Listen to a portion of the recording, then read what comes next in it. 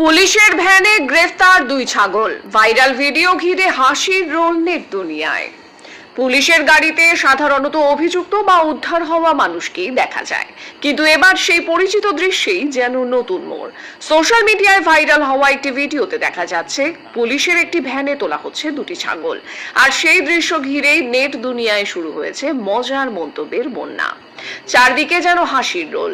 ভিডিওটি ঘিরে নানা ধরনের দাবি ঘুরে বেড়ালেও ভিডিওটি সত্যতা স্বাধীনভাবে যাচাই করেনি বিকল্প দৃষ্টি সংবাদ মাধ্যম।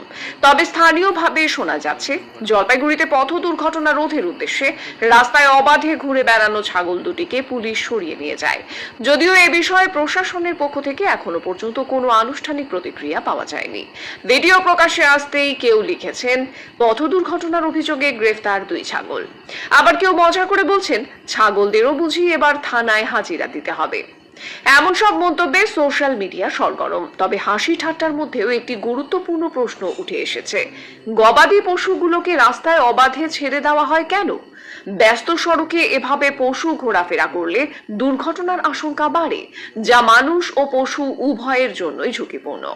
ভিডিওটি ঘিরে কৌতূহল বাড়লেও ঘটনার প্রকৃত কারণ এবং পুলিশের ভূমিকা সম্পর্কে প্রশাসনের আনুষ্ঠানিক বক্তব্যের অপেক্ষায় রয়েছেন সকলেই।